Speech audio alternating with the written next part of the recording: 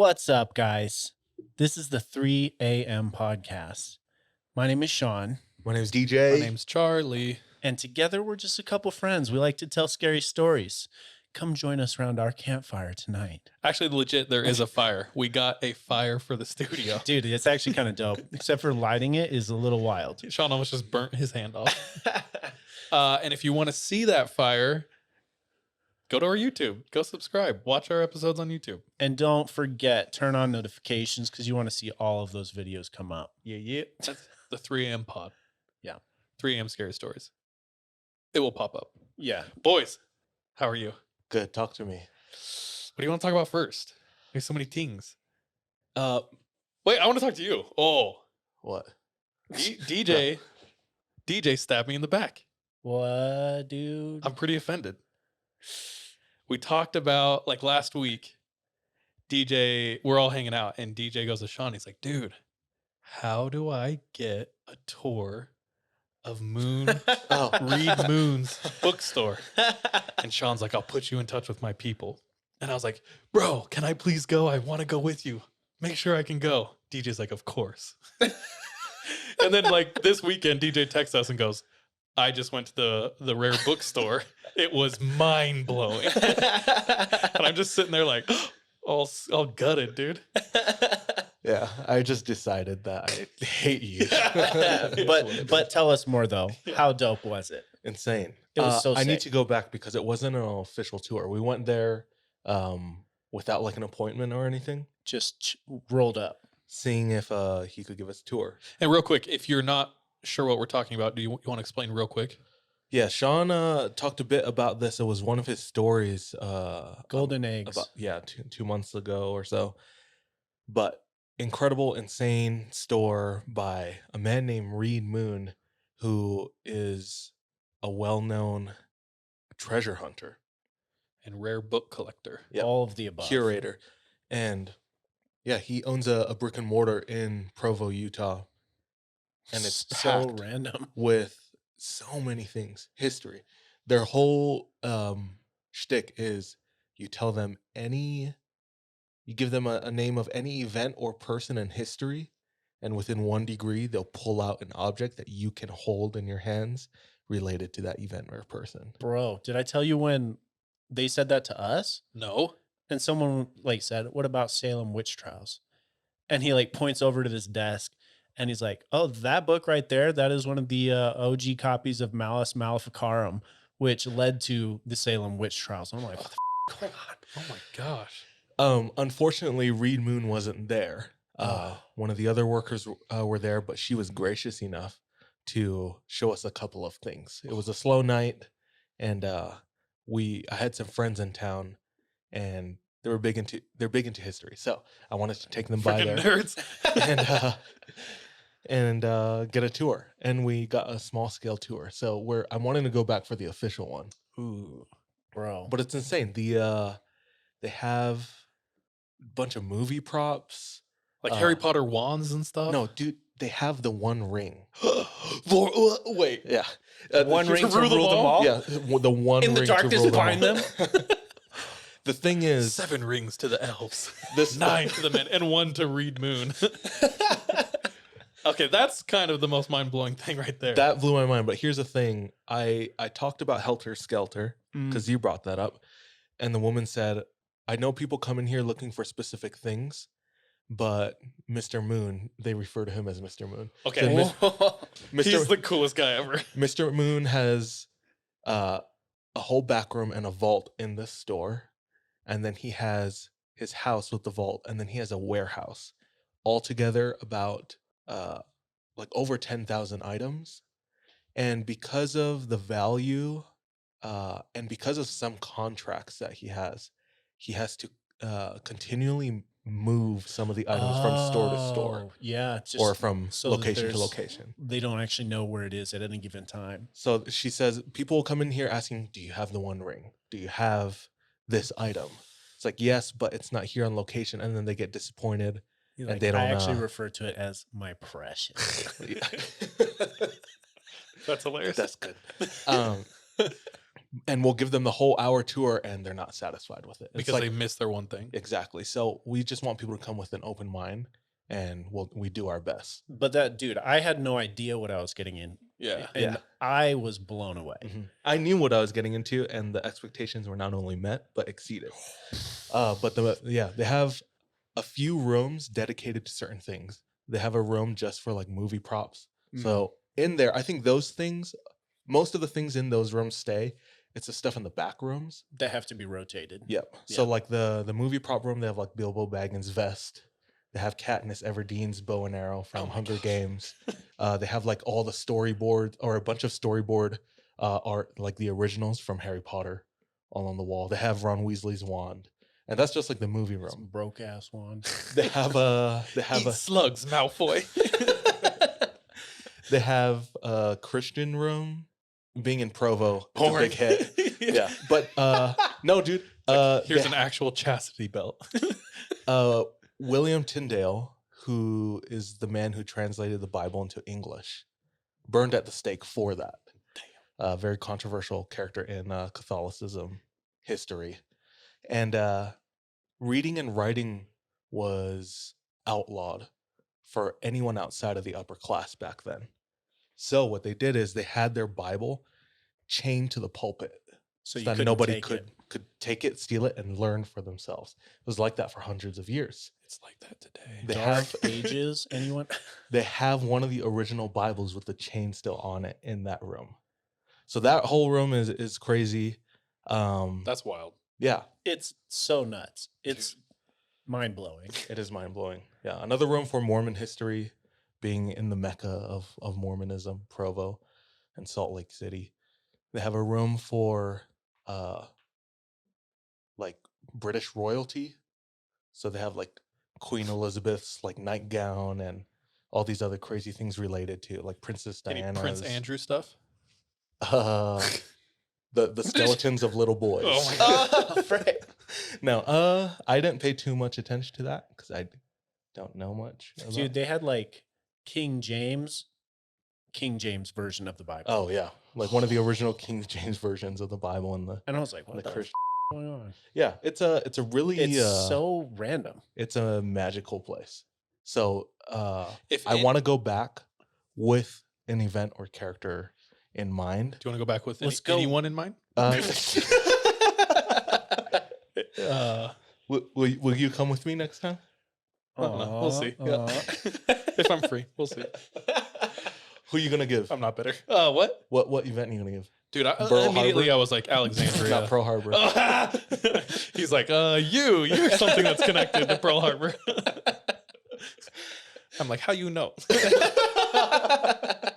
Why would you say that? Yeah. Okay, wait. So next time you go back, what are you gonna go with? My initial thought is King Kamehameha. Whoa. So something Hawaiian. It's a little obscure He's enough. like, no actual history. Yeah, dude. It's like, Recorded we're into history. the history that Not made up matters. history, Yeah. dog. That did something in the world, had an influence. I actually wouldn't be surprised if he had like the Bohemian Grove books about the rewritten history. Do you know? Remember, Might I be in told the you that? warehouse, Mhm. dog. I bet. I mean, if anyone would have it, it's that dude. Oh, for sure. That would be really interesting. I want to. I'm excited for that. There was an object that we got to hold in our hands that blew my mind, but it's only applicable to Mormons That's fine. because the person. If you're not Mormon, freaking press fast forward twice um, and have fun in hell. but basically, the woman who's there, super sweet. She's been working with Mr. Moon for years and years. She grew up in Nauvoo and very knowledgeable about Mormon church history. And she started talking to us about someone in our group said, "Can you show us something from church history?" She's like, "Of course. Let me grab something that's personal to me." She grabs She a comes Nauvoo back. brick. She comes back with a little book. It's one of those that looks like a book. When you open it, it's a compartment. Oh, those are dope. Yeah. So she's holding that and she's telling the story. And I'm wondering, is this like a book that, Emma Brigham Smith, Young yeah, owned or yeah. something like that?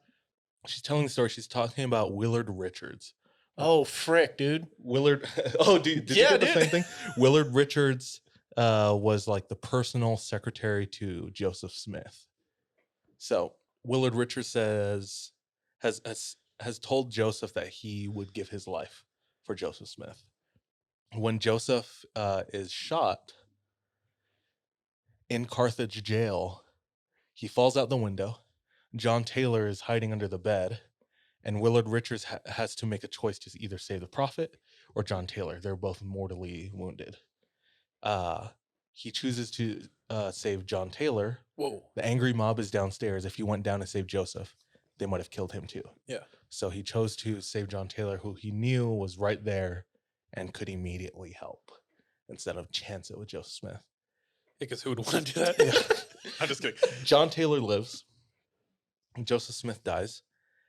Joseph Smith's mother, Lucy Mack, was so just grateful for Willard Richards and his service to her son that she wanted to give him a gift from the Smith family.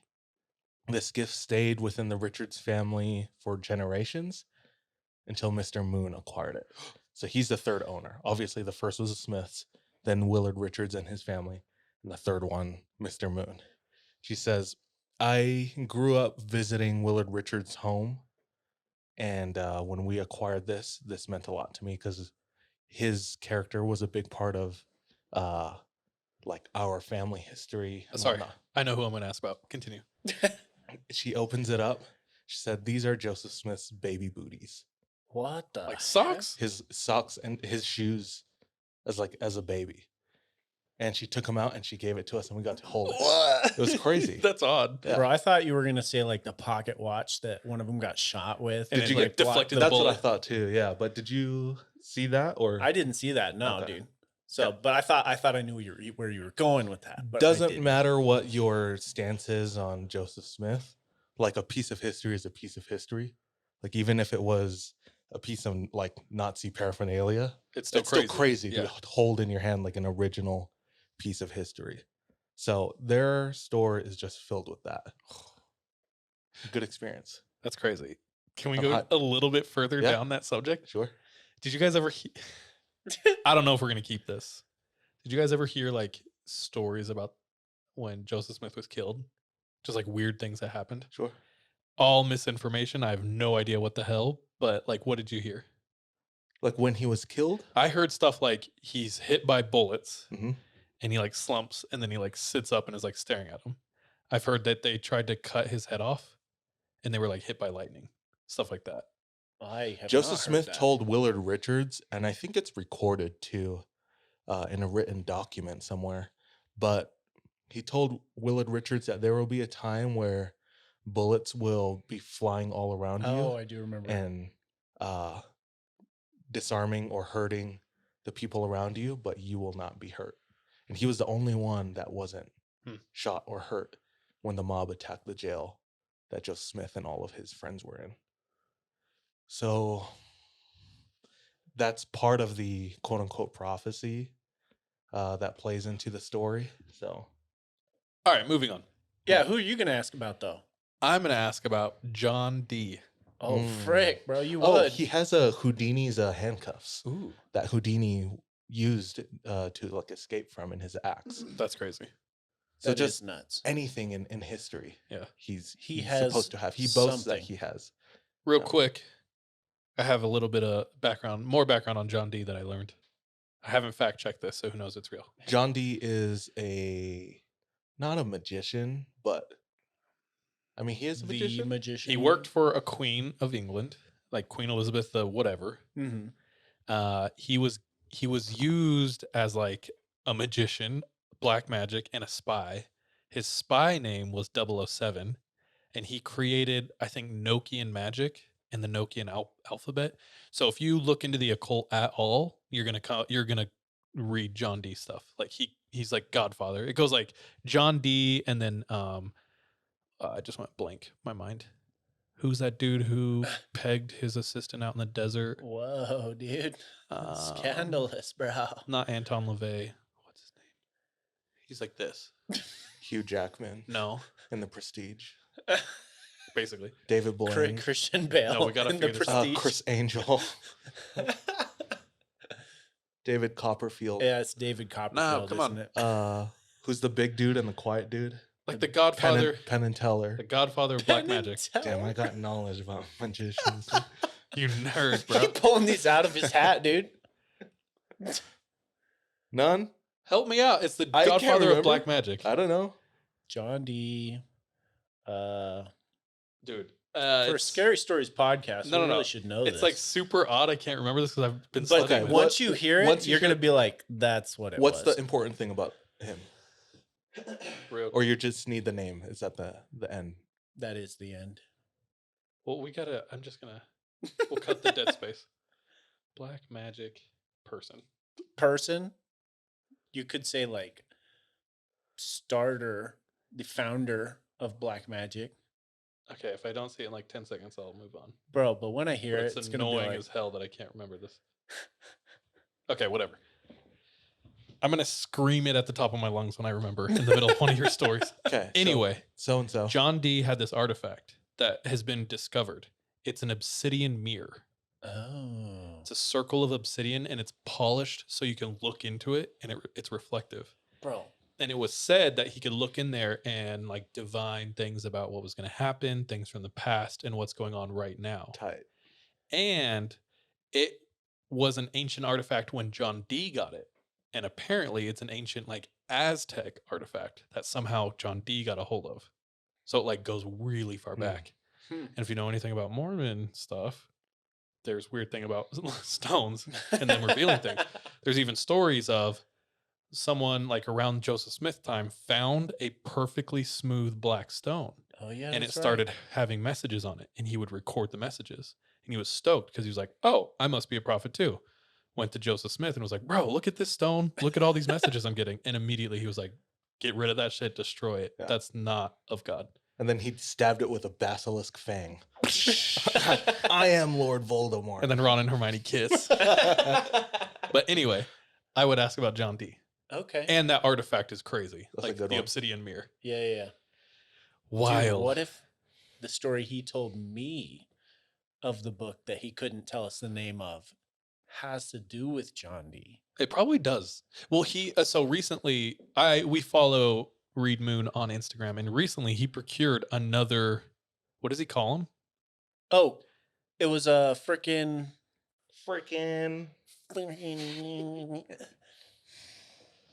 Anyway, it's a book of black magic and spells. He like recently Grimoire. a Grimoire. Yeah. Yeah. He just acquired a new one. Not But a new Grimoire, dude.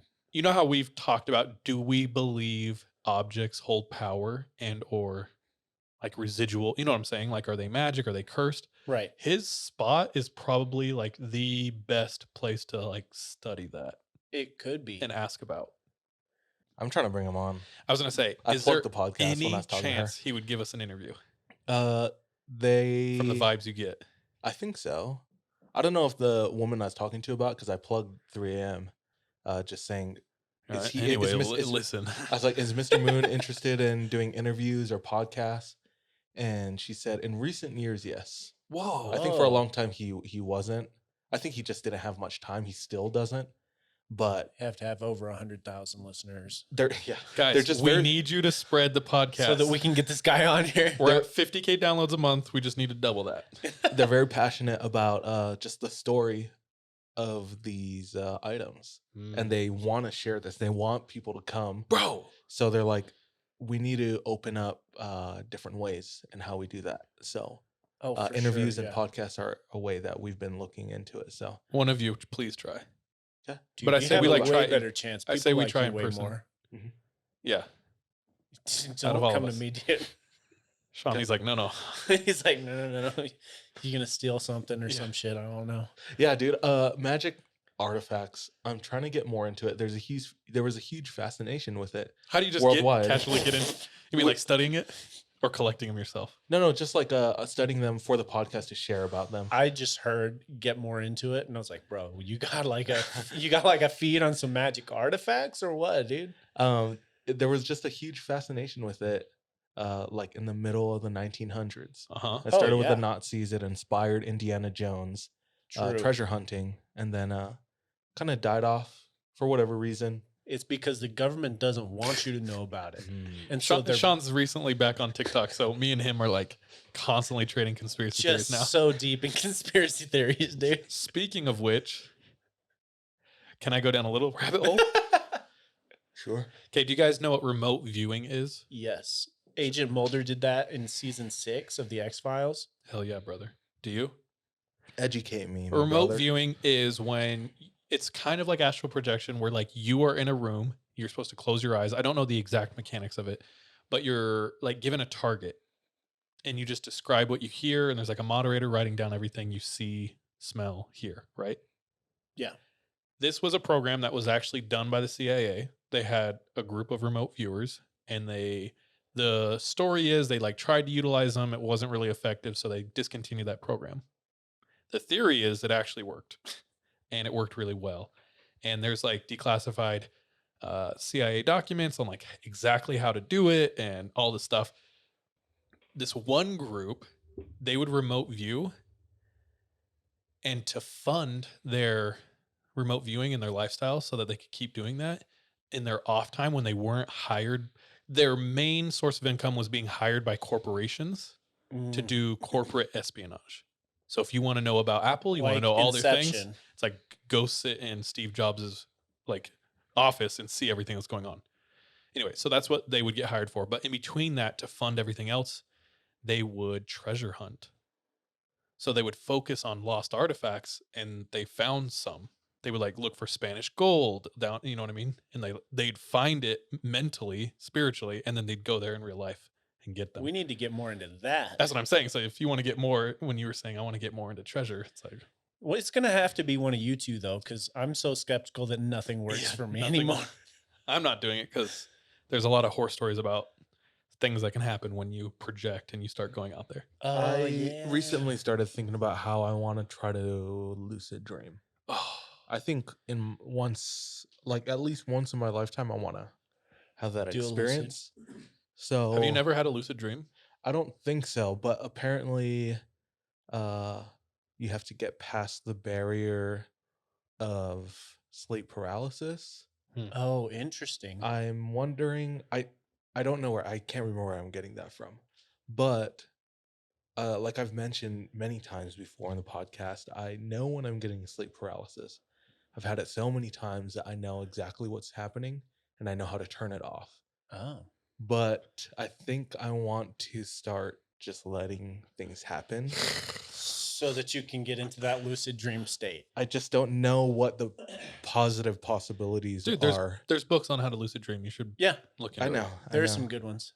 So A quick way, it's kind of like a hack to lucid dream, is like if you wake up every morning at, let's say, 8 o'clock, set your alarm for 7. Wake up 15, 20 minutes, go back to sleep. Because Oh, I you have will heard like that go actually. straight, like you'll Mhm. start dreaming, but you'll be like aware. Yeah. second sleep is always better. Dude, second sleep hits, bro. Yeah, it do. It real do. Bro, speaking of dreams, though, I had a super vivid dream like 2 or 3 days ago. Big wet, And like, I wish I was having a good dreams, but big dry. big dry, actually, but still big wet, dude. What? So I'm on an airplane. It's nighttime. And all of a sudden, the plane is going down. And this is super vivid. So, like, I see like the people sitting next to me. Like, I still have this image in my mind of like everything that's going on. Everyone's freaking out. The plane goes down. The pilot, for some reason, decides to flip the plane upside down to land in the ocean because we were over the ocean. We were over the ocean at the time, and all of a sudden Upside it starts sinking. And typically, I sit next to exit aisles because I'd be like that. And so I like get to the exit You're door so and crazy. open it, and me and 5 people escape from the plane. Everyone else goes down with the plane. Whoa. What And does then- that mean? I don't, dude. If there's any like dream doctors out there, tell me what this means because I don't know. We get to the surface and realize that it was dark, so we couldn't see anything. But we're probably 20 miles off from an island, and so we have to start swimming to the island. Mhm. And eventually, we make it to the island, but then we're arrested when we get there. What? Bro? It's like out of the fire into the frying pan. I'd rather be arrested than die. Hmm. But still, like, I don't know. It was super, super vivid. Huh. I like woke up and started writing everything down. I was like, okay, it's been the first time I've actually written everything down from a dream too in a while. I had a That's really dope. clear dream the other night about the three of us. We lived off the grid in Hawaii You asked. This is what I'm trying to bring this into fruition. for The island like a was week. Oahu. Oh, And for a week. I'm trying to do like a year or two. off the grid for a week, and then we came back into like Oahu. where we could, I don't know, go on our phones. Yeah. But Brandon Young was there, and he was documenting everything. Whoa, And dude. we were trying to up our game for the podcast. That would be kind of interesting to do, though. Hmm. Go off the grid for a week. Big ass nerds dreaming about the 3 a.m. podcast. Yeah. Hmm. We need 50 listeners. How can we get more patrons? Yeah. Which we do need to talk about this as well. Oh, dude, let's Everybody- address the controversy. That listened to the last episode owes us $2 for listening to the patron episode. Yeah, that was a test, and Everyone a lot failed. of you failed, and you're thieves. No, I don't know how that happened. I uploaded super late at night, and I usually label them. One says with bonus story, and the other one says no bonus story. You only see with bonus if you're a patron. Yeah. So I uploaded them, and I was like, oh, surely everything's This is good. Publish. And then people start hitting us up and they're like, hey, we owe you $2. And so you guys actually did pass the test. yeah. But you know, that one's going to be on us. Yeah. That one's on us So because you're it was welcome. the best story last week anyway. So Dude, hilarious. Anything else? That's sick. I'm glad you got to go to the store. I really want to go. I think we should go, and it should be like our number one goal to get him on pod. that would be sick. That'd be really fun. Right before we started recording, DJ showed us something. Ooh. New merch is coming on the way, boys and Pew, girls. pew, pew, pew. Designs are 99%. Finished. They're dope. I'm stoked. It's shit we would actually wear. Yeah. Uh, I'm proud of it. I think people like it. But spring summer collection Hey, yo. is coming soon. Let's go. And we'll update you more on that when updates come. You guys said you were on TikTok Yes. Yeah. and you have you're on Conspiracy Talk. That's what your algorithm is. I It's, have a little bit of everything. Like World Star Hip Hop and Conspiracy Talk is mine. I got some workout vids. I got some conspiracy videos. There might be some Ass shaking. ass shaking. I know you. I Mine's know like- you too well. Top 9 times the Queen of England revealed she's a reptile. So every single, and I'm sitting there eating it up. I'm just like, yeah, dude. She's definitely reptile. married She's man. Dude, I'm so deep. And I feel my mental degrading, bro. Like every new bit of information I learn, I'm just like, that's probably not what's going on. 3 knuckles deep in the lizard people. It's a good place to be. 100%. Oh, yeah. Oh yeah. 3 what, scales deep. what other conspiracies have been popping up? Bro, Top 5 that have blown your mind. actually, okay, I'm going to start doing this. Conspiracy Corner. Conspiracy Conspiracy corner. segment. We will leave the land of truth and enter the sea of conspiracy. This is my favorite one. The lottery was created to catch time travelers. that is so smart. It's so smart. That's next level Corporations thinking. would fund billions of dollars if they could figure out how to time travel. Our world would change. Well, here's the thing. So we have to catch them. We got to start at the beginning. Oh, first of all, shout out. I'm going to be sharing a lot more conspiracy stuff, and a lot of it I get from the Wendigoon, which is a YouTuber on YouTube. He covered the conspiracy theory TikTok or the conspiracy theory iceberg, and he yeah. covered it in this huge multi-hour long series. So if you're interested, he does way better research. He's way better than me and I'll ever be. So go hit up the Wendigoon, follow him on YouTube. Anyway, this is where I got this one from. If at some point, if we keep going on, and if it's possible, time travel, Mm-hmm. then it already exists. Yes. Because at some point it will become a reality, which means now they can travel back in time. Which means they could come now. So if it's possible, it already exists. Yes. They would want to restrict it because you would just F up the timelines. There would have to be some There's sort of rules. police force. So Probably like the one. it's probably heavily monitored, police forced, whatever. Yeah. And there would maybe be some renegades or rogues that would like want to travel to restricted times and stuff like that. I would do that. So yeah. The allure of quick cash would be so high that the probability that they would like do the lottery to Mhm. win is very high. So the That's idea number one is- on everyone's list. What would you do if you Exactly. time traveled? That's how I would wanted to bet on introduce this game. I would. Well, yeah, if you're doing the lottery though, then that's the easy way to get caught because that's designed to catch time travelers. Yes. So the idea is everyone who wins the lottery has a quick background check done on them. Uh, If that background check doesn't yield anything, or if it like looks suspicious, quickly and quietly, you are taken away. and that's why you never hear about these people afterwards. Do you 'cause ever really? You don't. It's always like, oh, they go back to Name poverty. one I mean, lottery winner. They're all trailer trash. Oh, Whoa, dude. bro. You can't I'm just just lump kidding. everybody. Wow, dude. Yeah, why the F is that? How come I'm not winning freaking lottery, We dude? gotta move to a trailer. Trash. Dude, I've been in a trailer. I've lived in a trailer before. I still ain't Why win you win the nothing. damn lottery? I have never played. So There's a wild thread on Reddit that somebody wrote about how when you win the lottery, your chances for getting murdered and yeah, for all of your close ones to get getting murdered or kidnapped. trying to swindle you some way, somehow, Yep. goes up exponentially. It's a fascinating read. Oh. I'd like to share it one time. I would like but- to remain anonymous if I ever did. Okay, win wait, the let's talk lottery. about that. That's how I was gonna preface this was if you guys won the lottery, what would you do? And if you're curious, the largest ever lotto winner. 265 million. Okay, that's your guess. billions. It's in the billions. One. How do I read this? 1.586 Billion. Where are you seeing that? billion, right here. Oh, I see. Largest Oh, lotto damn. winner ever. What number is this? 1.6 1 billion. Yeah, just do 1.6 billion. 1.6 billion Powerball, January 13th, 2016. That's nuts, bro. Wait, that's 3 tickets though, so they split it 3 ways. But I think it was broken down to consider that. Oh, frick. Yeah. But anyway, let's say you guys win $1 billion. A bill. What are you doing? A billion McDoubles. Oh my gosh.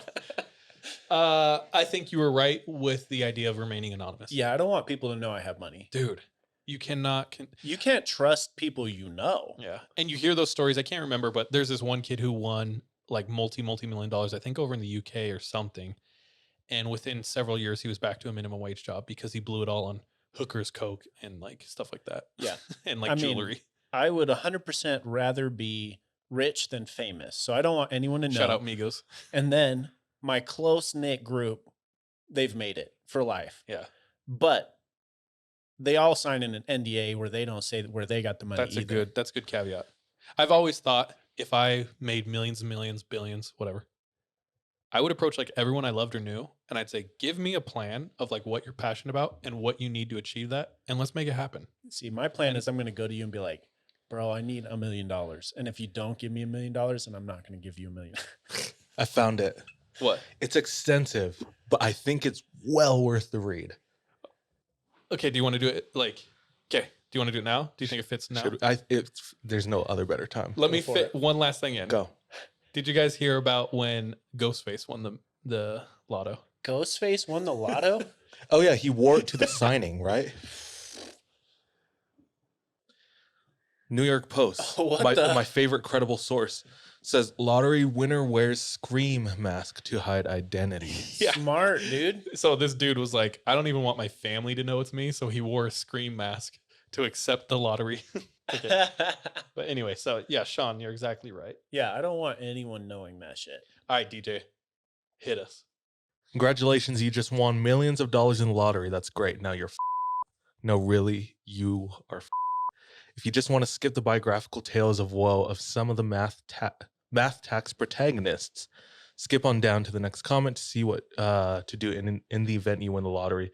The stories behind this are real stories that he pulls. He sources the articles and everything to go along with it. So we'll have a link somewhere.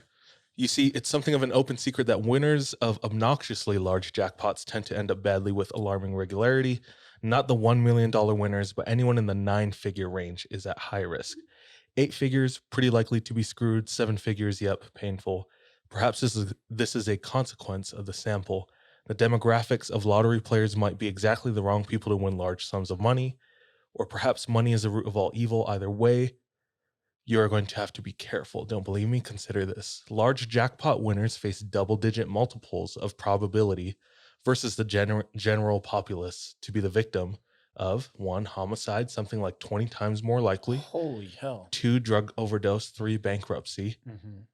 4, kidnapping, and triple-digit yeah. multiples of probability versus the general population rate to be 1, convicted of drunk driving, 2, the victim of homicide at the hands of a family member, 120 times more likely in this case.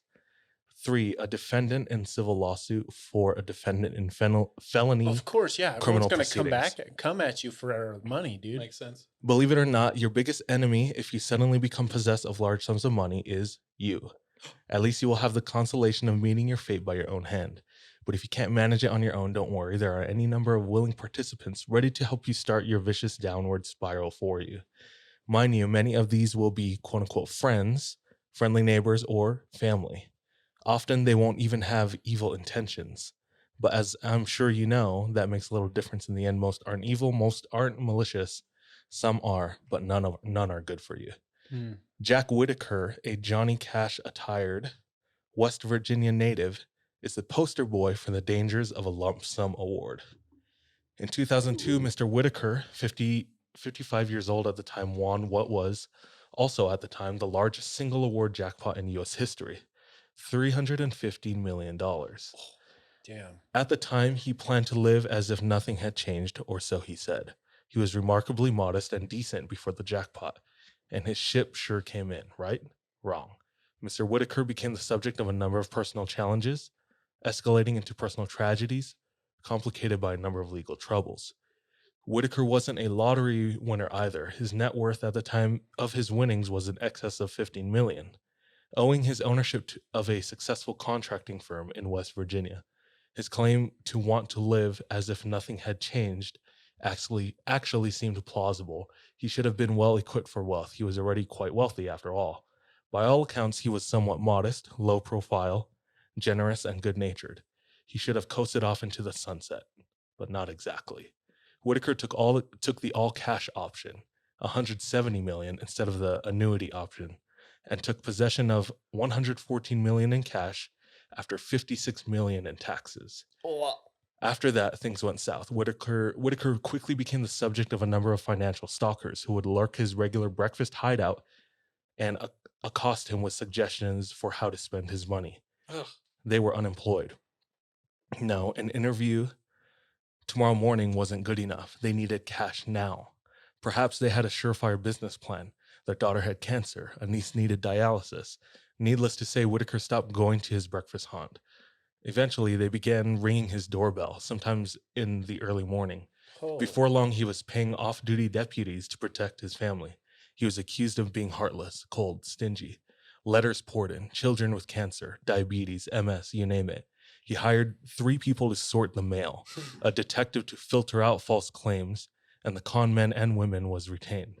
Brenda, the clerk who was sold Whitaker the ticket, was a victim of collateral damage. Whitaker had written her a check for $44,000 and bought her house, but she was by no means a millionaire. Rumors that the state routinely paid the clerk who had sold the ticket 10% of the jackpot winnings hounded her. She was followed home from work, threatened, assaulted. Whitaker's car was twice broken into by trusted acquaintances who watched him leave large amounts of cash in it.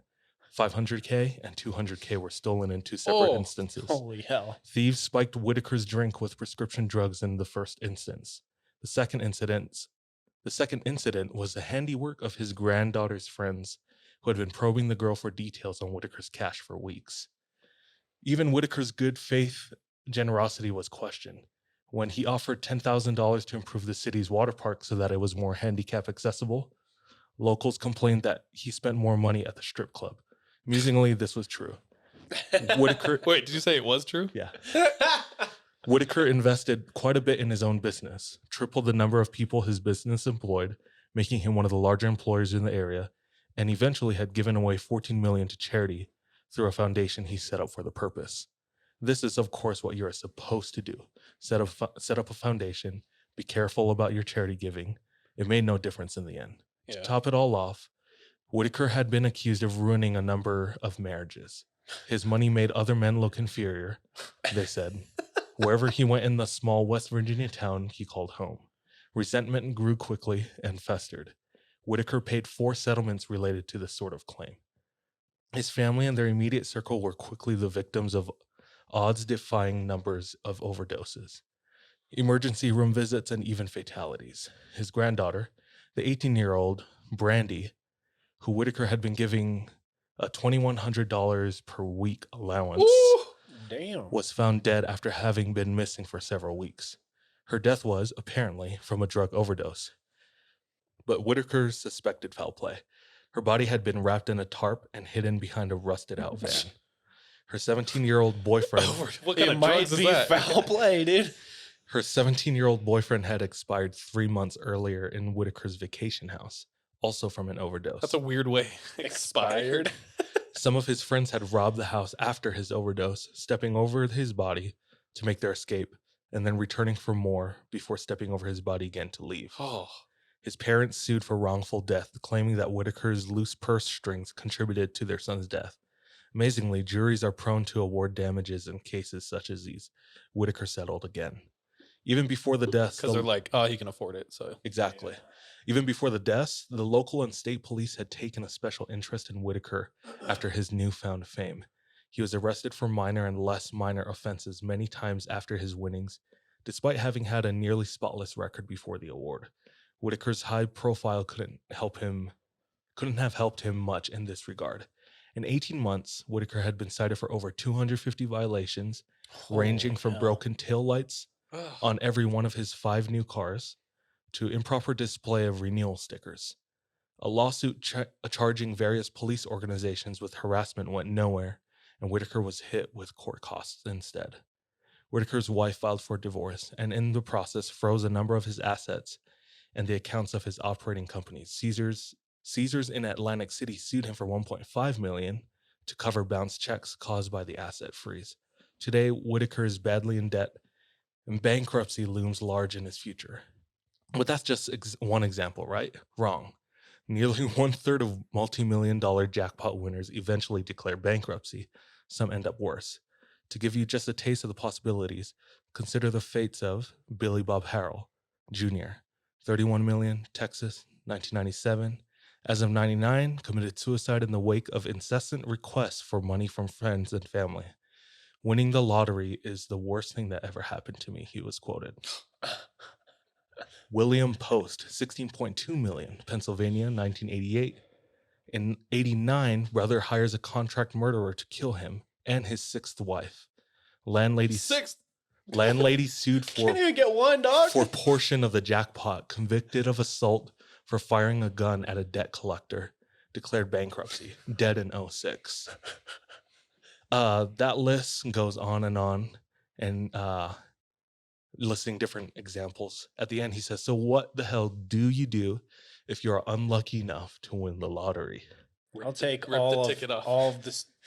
This is absolutely the most important thing you can do right away. Nothing. Drugs. Oh, Nothing. That's a Yes. good idea. You Nothing. just don't do anything with it right off the bat. Do not declare yourself the winner yet. Do not tell anyone. The urge is going to be nearly irresistible. Resist it. Trust me. 1, immediately retain an attorney. Smart. Get a partner from a larger national firm. Don't let them pawn off junior partners or associates on you. dude, this is like legitimate advice. Yeah. This is dope. Okay, so 1, don't do anything. 2, Don't tell anyone. get an attorney. Don't get a junior. Yeah. Do not use your local attorney. Yes, hell I no. mean your long-standing family attorney who did your mother's will. Yeah, No, eat ass, no. bro. Do not use the guy who fought your dry cleaner bill. Nope. Do not use the guy you have trusted your entire life because of his long and faithful service to your Nope. family. Hell no. In fact, do not use any firm that has any connection to your family or friends or community. Trust me. You want somebody who has never heard of you, any of your friends or any of your family. Go to the closest big Smart. city, walk into one of the national firms asking for one of the trust and estates partners you have previously looked up on martindale.com from one of the largest 50 firms of the United States, which has an office near you. You can look up attorneys by practice area and firm on Martindale. Smart. 2, decide to take the lump sum. Most lotteries pay a really pathetic rate for the annuity.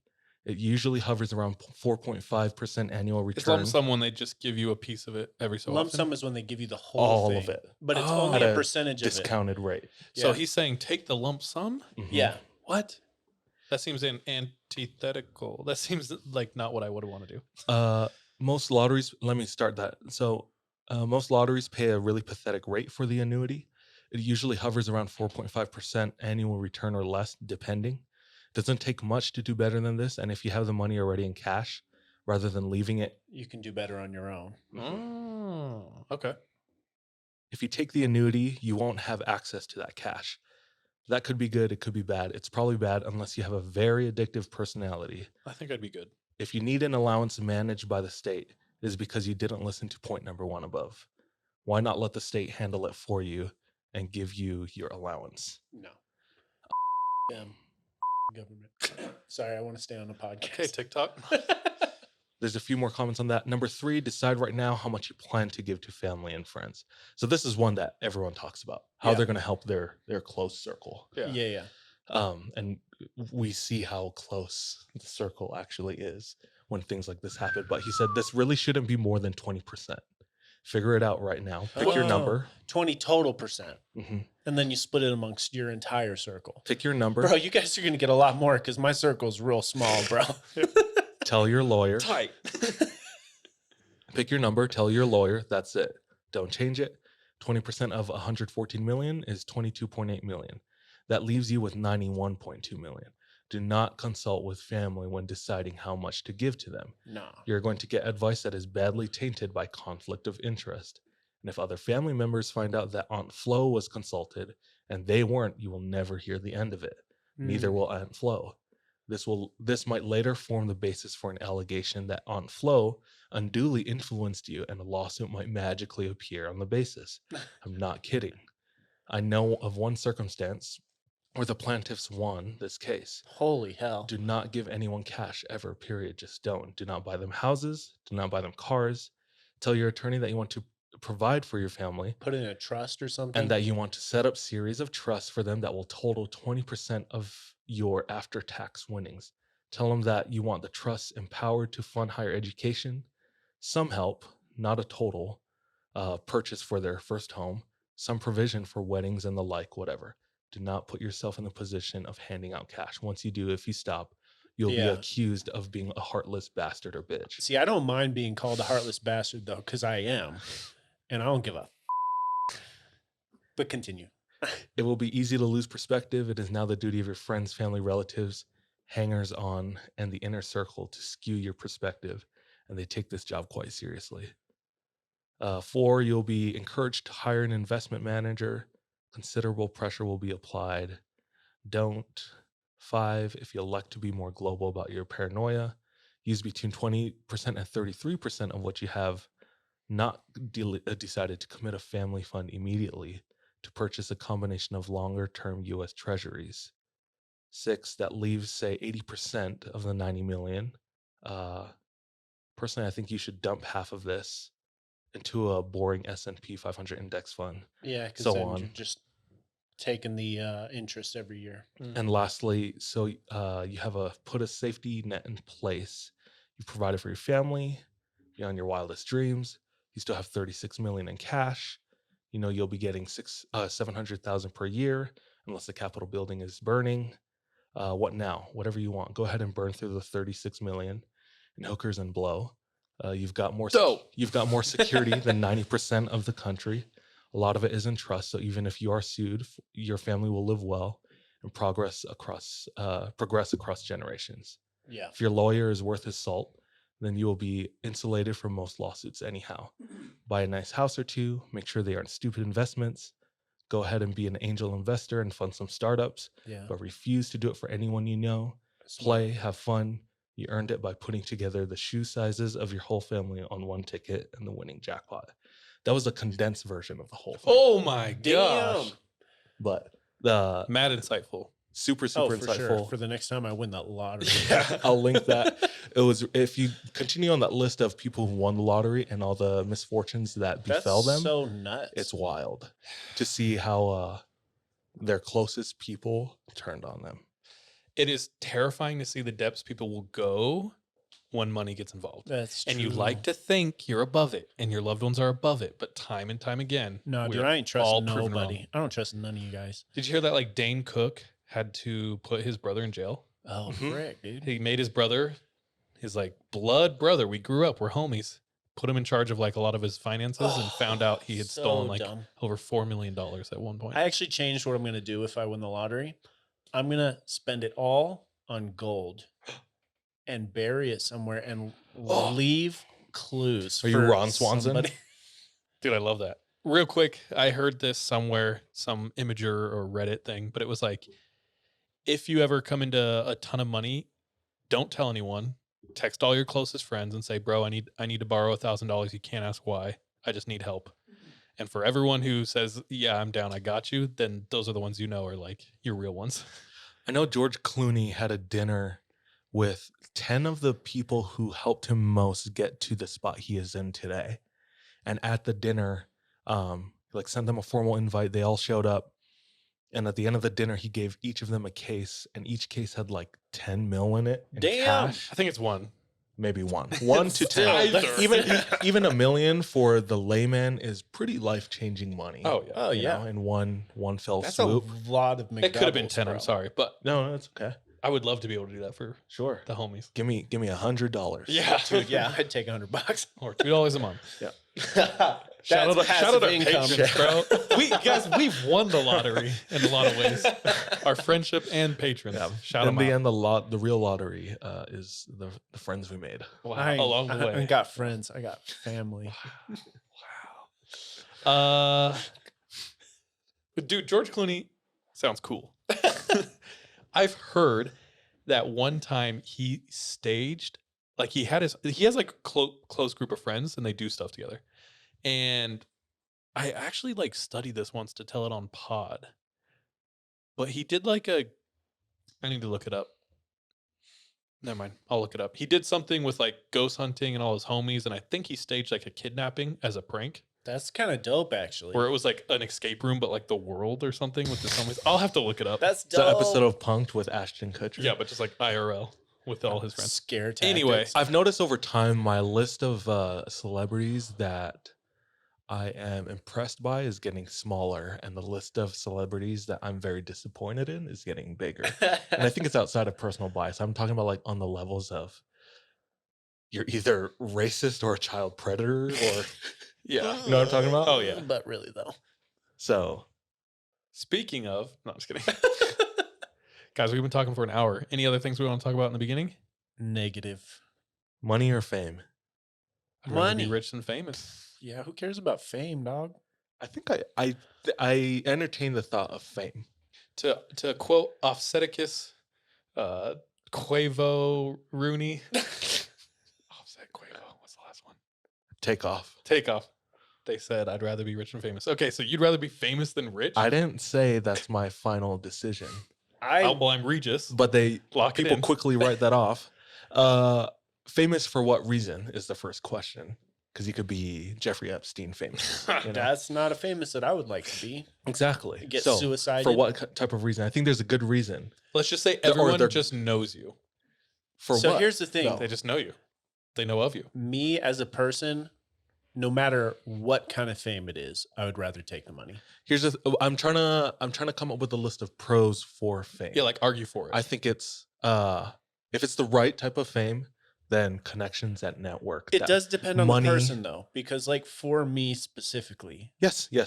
so like I'm just talking about generally the fame. pros of fame. Yeah. If it's a good type of fame, then it's the network that money can't buy, but isn't substantive. Like any rich person with the right amount of money can have a dinner date with Jeff That's true. Bezos or any supermodel, you know.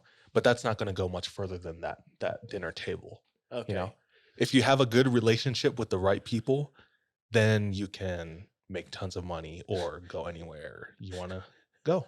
Be anything you want to be. Okay, I recently, I'm not going to say who or what, but I was around.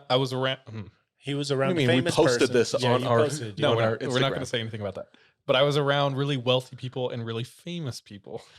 And this kind of conversation came up.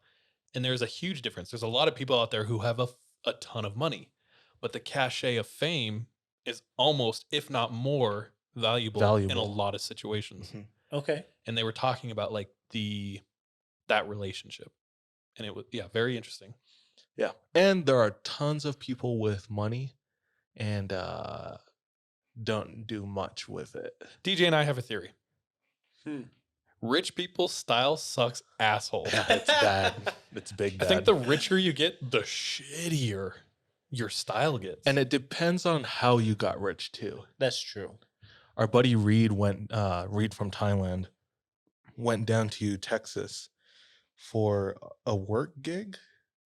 I can't remember what it was for. No, he just went to the race. He went to the horse races, No. The Formula One Formula One races. Okay, down in Austin. they're on the same level. Yeah. But he was sitting Rich people shit. Yeah, exactly. He was sitting right behind some of the biggest people in entertainment, in politics, Yeah. and just literally got to be a fly on the wall, listening to the conversation, seeing how they act with each other. Mm-hmm. And they had a silent auction during that event set up online where you could bid for go to space, have dinner with the Pope, all these different things like that. And there were a ton of people making bids.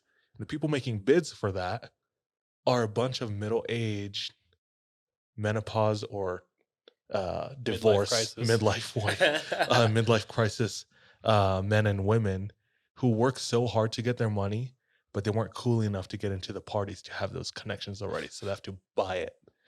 You know what I mean? Buy experiences. Buy experiences instead of Reed kind of talked a lot about this on one of the episodes. Oh, really? Yeah. Okay. But Sean, I'm still not trying to go to any of those parties. I'm chill, just taking my money, building myself a cabin up in the middle of nowhere, and just saying, everybody. I mean, you could do that right now. I could, dude, but it wouldn't be a nice cabin. It'd be a shitty cabin, bro. You're right. You'd be Unabomber status.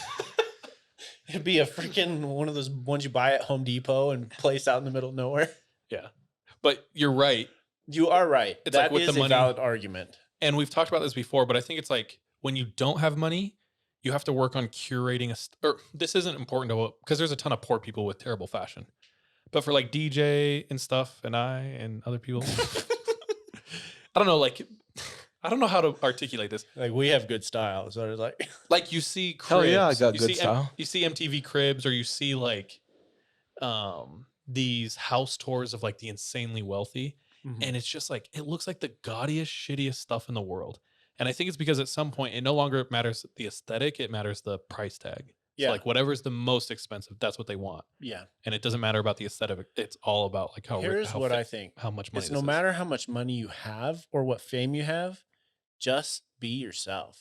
Like, just, Okay, Disney Channel PSA after school special ass.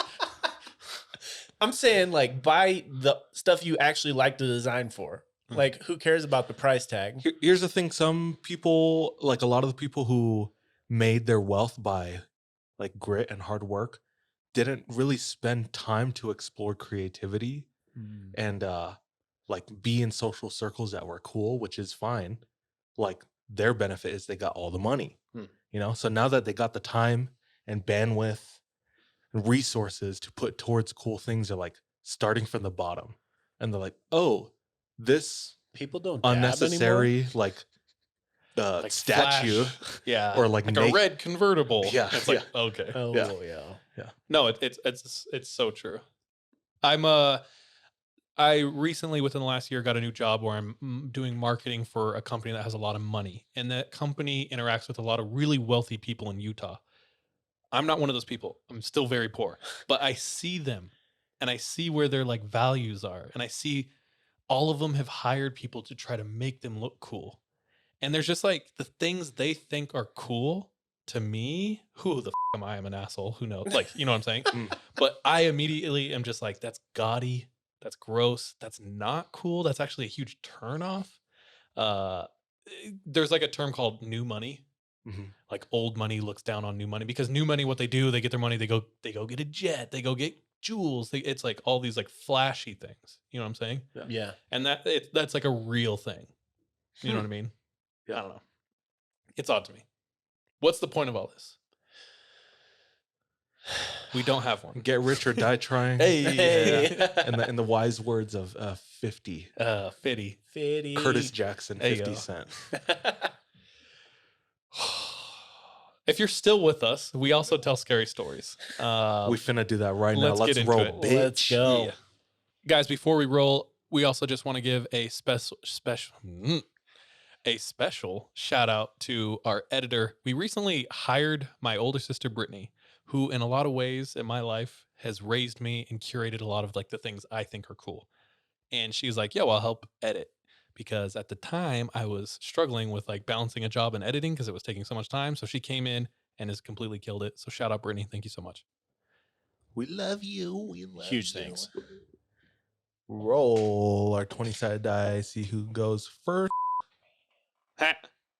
The numbers are 18, 12, 1. So that's me, Charles, then Sean with the crit fail on a 1. Now, I've been rolling really low rolls recently. I think you've been rolling pretty average for you. Let's go, Deej. Bros, I spent a lot of time on this, man. Look at this. Look at my notes. Dude, there's arrows, there's annotations, there's circled words. There's notes. There's like a cipher in the corner. It's like sometimes we try, guys. I was inspired by my own story a few months ago on the yurei and yokai, the Japanese monsters and spirits, and I found that there is another like type on the opposite side of the planet, and I wanted to cover that. And I think this one goes more in depth. At least the resources that I hit was kind of a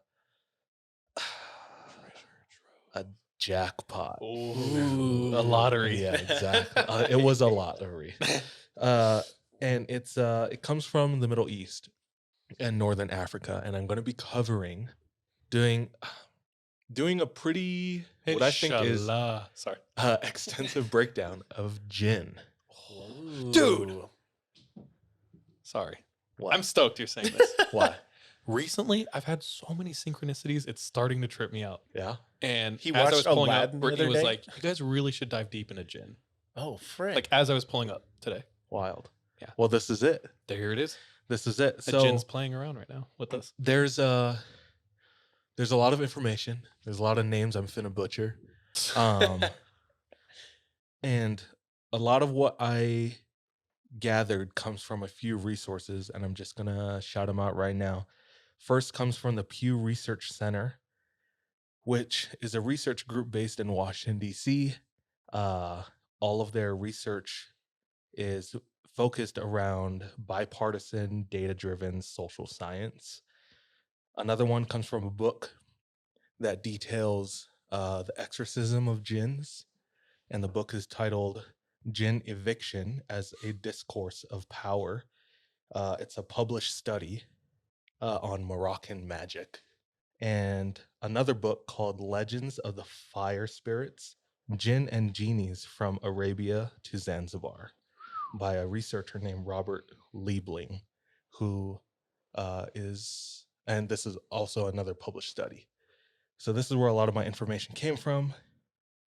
And here we go. Robert Liebling says, quote, Jinn are taken seriously and regarded as real, tangible beings by a large segment of the world's population. This was backed by the Pew Research Center, where they ran a poll with thousands of people from multiple countries surrounding the Middle East and Northern Africa. The amount of people in the poll who believe that jinns are real ranged from the bottom, being Iraq. 55% of people believe jinns are real. Damn. That's the bottom. At the top of that list is Morocco. 86% of Morocco believe that jinns are real. There are other studies and polls ran by the same research center that cover things that surround jinn, talismans, henna, even used Like to henna art. used to ward off Dude, jinns. all these white girls warding off all the jinns. I bet they're bro. like attracting, bro. The crazy thing is, that was like one of the studies that showed up the least for jinns. For example, only 4 countries really believe.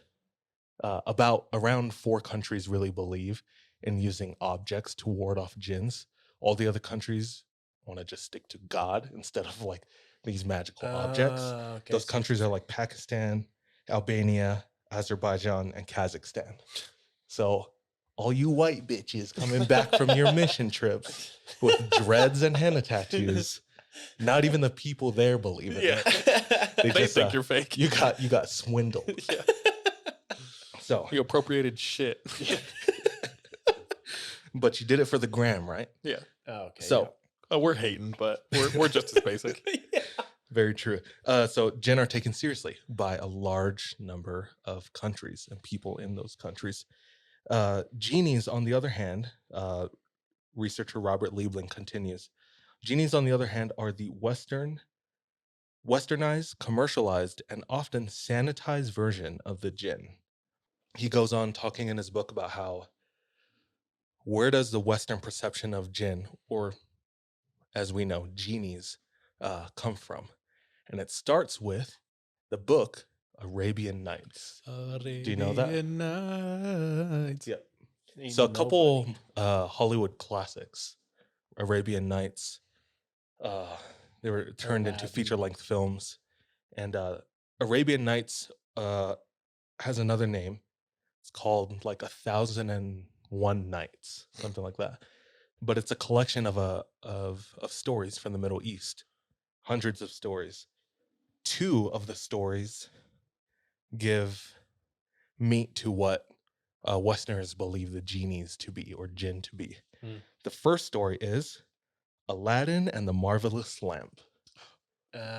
We all, except me, know how that goes. A little bit of background. DJ doesn't know Disney movies at all. We'll bring that up in a future episode. I think we should do that next week Yeah, that'd be fun. Let's do it.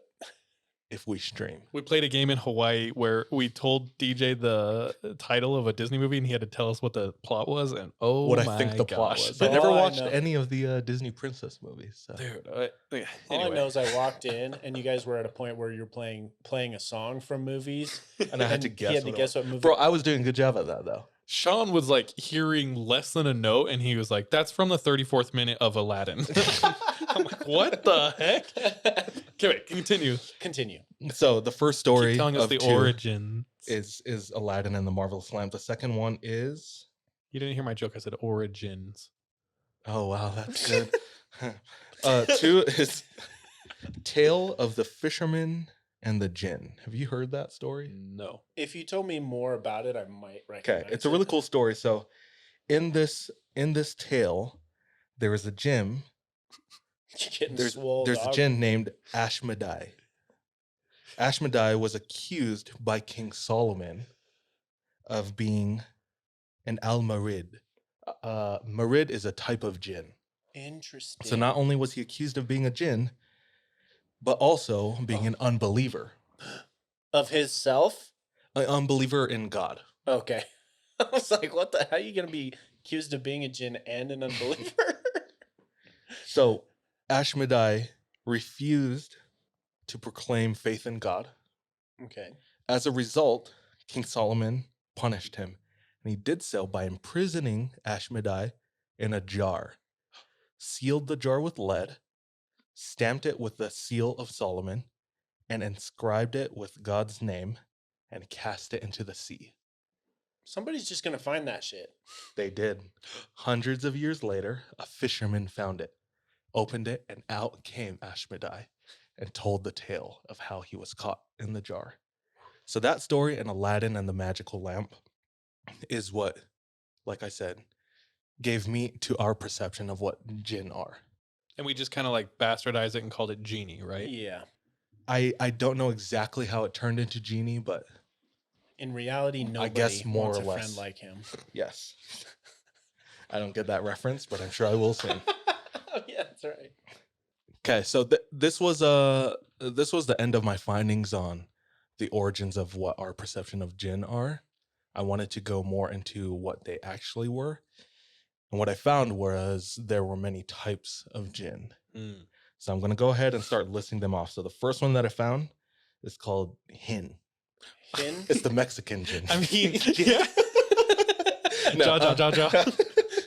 So the Jinn Hin. is found from the Book of Jinn. ¿Qué pasó? The Book of Jinn was written by a Persian cosmographer. What is a Cosmographer. Stars. Maps. It was published in the year 1283. Oh, damn. Book of That's Jinn. an old book, dog. Yeah. So this author, the cosmographer or cosmographer, I don't know. He has a few pages in that book dedicated to the Jinn. So the Jinn, their characteristics are close to animals. Okay. They favor the appearance of dogs. Animorphs. Exactly, dude. Damn. Animorphs. The author of this book was fortunate to travel the world at that time and has accounts of seeing Jinn in his travels, specifically in Arabia, Persia, and India. How do you know if it's a Hin? He sees them as animals Uh, or change into animals. Ooh. So that's So, all I was able to reap on that. are they specific. synonymous, though, with like a skinwalker? Like, they could be the skinwalker of the Middle East. Could be. And Hin We- Walker. we learn in our studies of the Jinn that they've been around since the creation and are supposedly, according to some, the origin of everything bad or paranormal. And as I continue down this list of Jinn, you can see how it could translate into other cultures. And these are Okay. old. We've touched on this before. But like there is a prevalent theory that, like you just said, Jinn are the origins of like every supernatural cause. That have So- gone to different cultures. Yes, across they just the have world. different names. So there's fairies in Ireland, and then there's like poltergeists in America and stuff like that. Like Mhm. all of that, people are like, that's just Jinn with different names. Mhm. Okay. It's all Jinn. Okay. Yeah, I have more that will detail some of that. So the next Jinn that I have on the list is the Jan. Jan. Jan's the worst. From So- marketing, Jan from accounting. Jan is a shapeshifter who lives in the desert. They take the form of whirlwinds and white camels. It's like a mirage, dude. Wild. This was really cool. Just like the Yurei and Yokai, the Japanese monsters and spirits, there's a very distinct, like their characters, and they have their own identity. It's fascinating. So they take on the form of whirlwinds and white camels. They're pretty open-minded about humans. So we're like chill. They can be. They can not be. They have the power to hide or reveal oasis Ooh. in the desert. That's kind of nice. Maybe. They have been known to protect armies they deem righteous Ooh. while impending those they deem unworthy. Dude, imagine that. A whirlwind taking your side. Imagine that. Yeah, I hate you. But imagine that the Jan taking your side in a battle. Oh, dude, you win. Yeah. Oh yeah. Got them Exactly. white camels on your side. We got a whirlwind on our side. Yeah. Courses of history has been affected when Jan picks a side. History books have excerpts of when armies won battles because the Jan had picked them and been on their side to help win the battle. So That's nuts, dude. it's wild. It's wild. Next on the list are the ghouls. Ghouls, yeah, them scary. Also shape-shifting. Are they known as ghouls? Yes. So ghouls like an Arabic word? They're an OG. I don't know. I don't know. Maybe there's an Arabic word for ghoul. Mm. But they're shape-shifting, cannibalistic, blood drinkers, and flesh feeders. The original zombie. So they'll eat other ghouls. Let me continue. They favor travelers, children, and corpses from graves to feed on. Yikes. They're nocturnal. They hang around graveyards, ruins, and lonely places. Most of them are dead humans who turn. Original zombie. The original zombie. Persian lore depicts ghouls having legs of a donkey and horns of a goat. They are the enemy to the Jinn, the whirlwinds and white camels. Interesting. So there's beef in between jinns. Oh, Jinn's beefing. Okay, that's the ghouls. The next one are the Palis. I don't know how to pronounce this. Palis. Palis. The Palis are vampiric foot lickers. Oh, the original foot fetish, dog. Yeah. They have low intelligence, easily fooled. They dumb as shit. They attack sleeping people and drain their blood by licking the soles of their feet. Oh, this might be the scariest one. Bro, I know we got a couple of palaces listening to our podcast on the weekly. Freya. They gave us $50 for you to post pictures of your feet on And our I live sent stream. that shit back, bro. Yeah, dude. I was like, nah. These are worth $60. You know what I'm saying? That's the palace. The next one is the Shiq, Shiqq. Their lower form of Jinn. They're half formed. Almost like they didn't complete an evolution or something like that is what I was reading. They're half formed. Because of that, they're monstrous in appearance. The Cyclops is an example of a Shiq. Oh. I'm thinking of like the weird dude in 300. Ooh, that's a good one, You know bro. what I'm saying? Yeah, can't lift his shield high enough. Your chic ass. Next one is the Shaitan. Oh! Our favorite. The Yeah. long time. Shaitan. Shout out Shaitan, dude. I mean, wait. What are you doing, dog? Maybe not. Don't shout that homie out. Shaitan have the power to cast evil suggestions into the chests of men. It's never not funny, dude. It's never not. The Quran says they were made to be, quote, friends with the faithless. Oh, So people who have not chosen God friends of the faithless. or chosen Allah, they have companionship with Shaitan. They want Allah that smoke. Exactly. Next one is the Marid, which this was a classification of the Jinn in the Fisherman Tale. Okay. King Solomon accused him of being al-Marid. So the Marid are often described as the most powerful Jinn. Marid is Arabic for giant. Oh. So if you think of Giants popping up again. at least a Genie or Will Smith in the new Aladdin, he's huge. Is he big in the original? Originally, but Originally, then he shrinks down.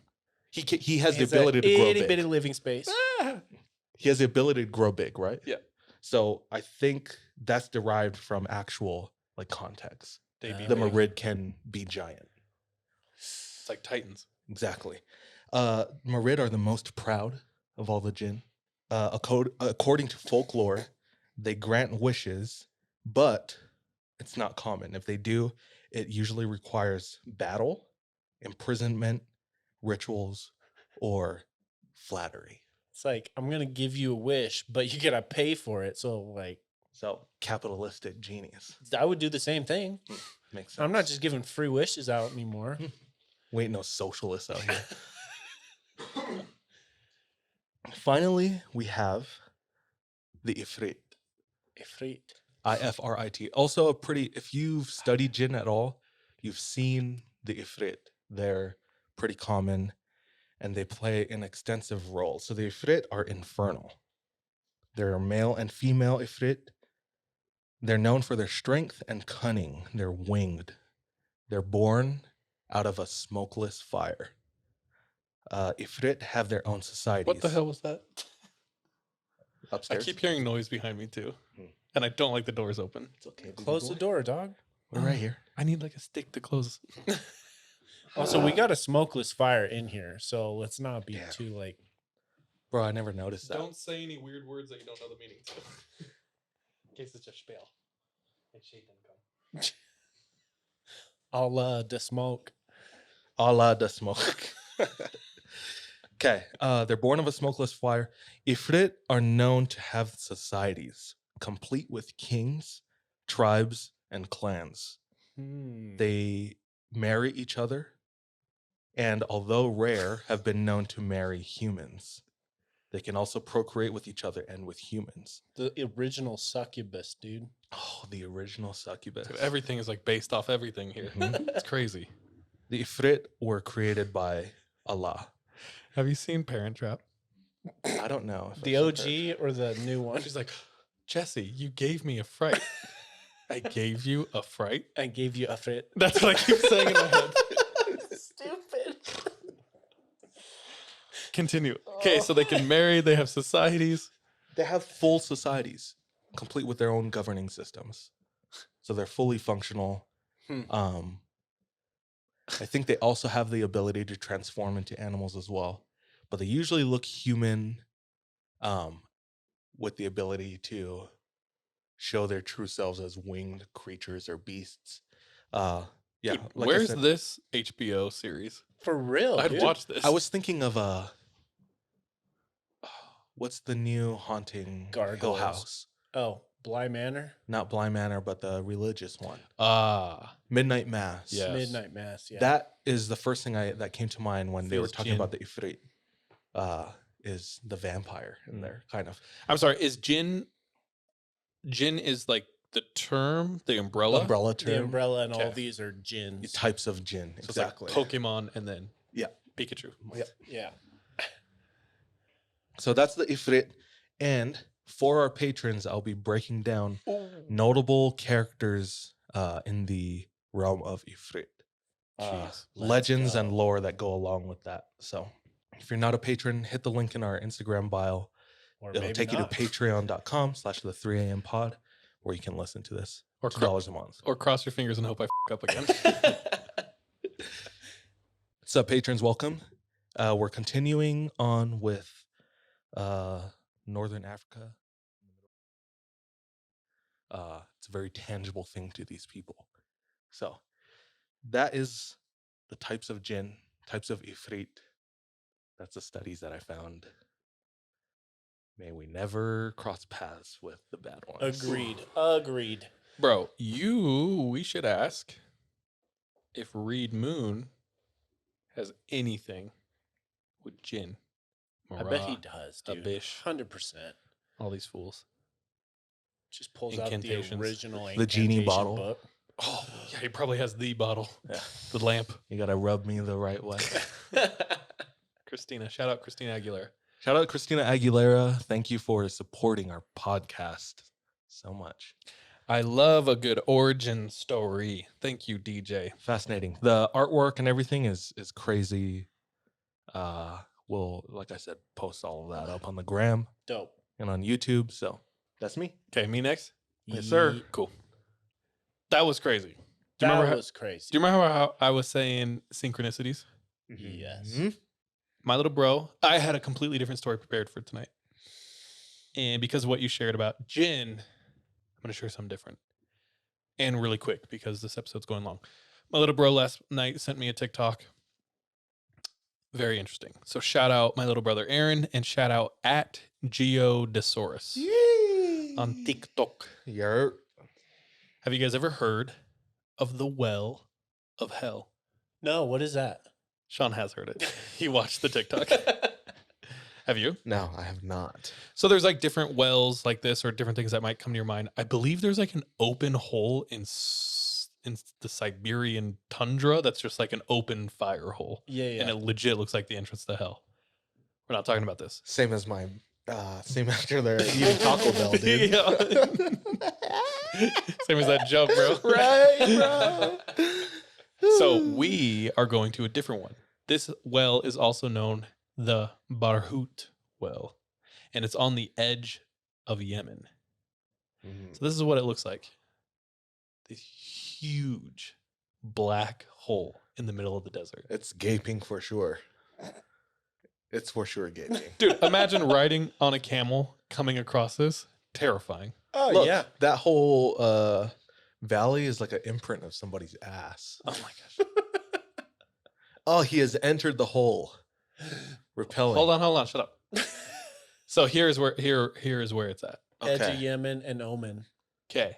So the hole or the well of hell, the Barhut well, is locally revered and pretty feared because the legend is it is used as a prison for unruly jinn. A prison. So like if jinn have acted up, they've like stepped out of line somehow. I don't know how. This is where they get thrown into jail. And the Straight to jail. legend goes, if you are brave or foolish enough to go into this well, that they will claim your head. They will take it off. So everyone stays away. Plus, if you drink from any water at the bottom of this well, you'll die. Like it's poison. Yeah. So very feared, way out there in the middle of the desert. And it's just like striking. Like, look at that. It's so crazy. So recently, I don't know how recently, but a team known as the Omani Cave Exploration Team, they decided they're Dope. going to go down there. Dope. So they get all their gear and they rappel down. And what they find is not Jinn, but a really crazy ecosystem. So they go to the bottom, and this ecosystem is believed to be like, could potentially be millions of years old. First of all, gorgeous. Crazy. Pictures on the outside, it's desert. And the well is pitch black. You enter in, and a beam of light is towering through the cave or the well itself. Think of like an unreal big cavern. It's huge. It feels like Atlantis, a Disney movie. Like, look how big. You can tell scale with people. It's huge. There's a banana for scale. This is definitely one you'll have to go on our IG or We'll throw a picture up. yeah, or YouTube to like see. Okay, so they've made their descent. And they find an ecosystem. So down at the bottom, this ecosystem, potentially a unique one, millions of years old. It has snakes, lizards, birds, beetles. How has no one Because gone they into thought this? that jinns were in there and the water would kill you. Yeah. Sure.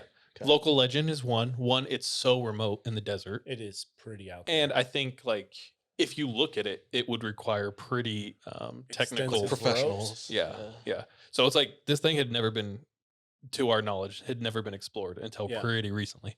And yeah, these super unique stalagmites, stalactites, all these rock formations, all the animals, and they had cave pearls. Oh yeah, dude. So these weird, unique, like little balls. I don't know how they're made the same way as like stalagmites and stalactites, or same idea where it's like slowly over time, but it's like these little balls of like deposits and whatnot. Yeah. Very interesting. Did you know they also can do like carbon dating with stalactites and stalagmites? Just how Kinda like same tall as, they are? like, Same as like tree rings. They can like go into that and like see how the climate was during a specific time. Whoa. I just recently learned that on YouTube, so it's absolutely correct. Is there anything about these pearls? Any pertinent information? Not that I know. Magical powers? My Probably. research extended to the end of the TikTok, which was about 30 seconds long. Like I said, I had a different story prepared, but we're going for so long. I'm just going to share this short thing. It just seems crazy that, like, the theme and the existence of Jinn is so widely pervasive over there. And it's like something it's relatively like new to us. Do you know what I mean? Yeah. Or like at least unexplored outside of a blue man on Disney. While DJ was telling his bonus story, I remembered the name of the Satanist Aleister Crowley, which like I'm ashamed because I feel like I've done a ton of research on black magic and the occult, and it's like there's no reason I should have forgot that name. Yeah, But really no reason. Just drawing blanks. Shame on you. Aleister Crowley, I'm going to share more on this. A lot of what Aleister Crowley was doing was attempting to conjure a demon and or enact deals with the devil or things like that through rituals to gain power. That was a lot of what he was trying to do. He was kind of known as a mess. Very messy, not thorough, didn't stick. He was like a drug addict, super deep into sex magic. and things like that. Like he pegged his assistant for hours and hours and hours out in the desert. It's like a ritual. Well, damn. He was also known for like starting rituals and not finishing them, which is a huge no-no. No. When you was it in the bonus story you were talking about the specific way to conjure a Jinn? Mm-hmm. Yeah. So I recently was listening to an episode of Mysterious Universe where they were going over the devil in the music industry Oh, yeah. and how pervasive it is that people talk about selling their soul to the devil. I will dive deeply into this sometime, but the basic Soon, hopefully next week. it's huge. It's huge. It's Mm. such a big topic. Take us to Astro World. Whoa, They friend. mentioned that. They mentioned that that's Of like, course. and everything I'm saying is just a joke. It's all a video game. It's not real. Don't whatever. But you talking about how to conjure a Jinn and use it for power, use it for you, is like the same exact thing in the same process Aleister Crowley was Trying to. engaged in. And there are places around the earth that are known to have like a higher energy level. One of them's Sedona, Arizona, which was where I was.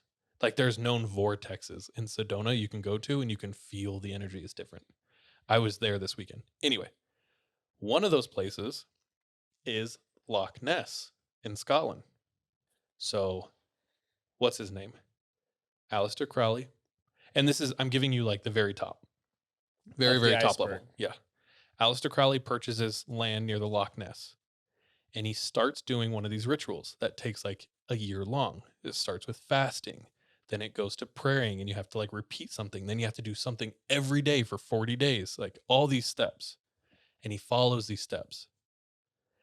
But he doesn't finish it.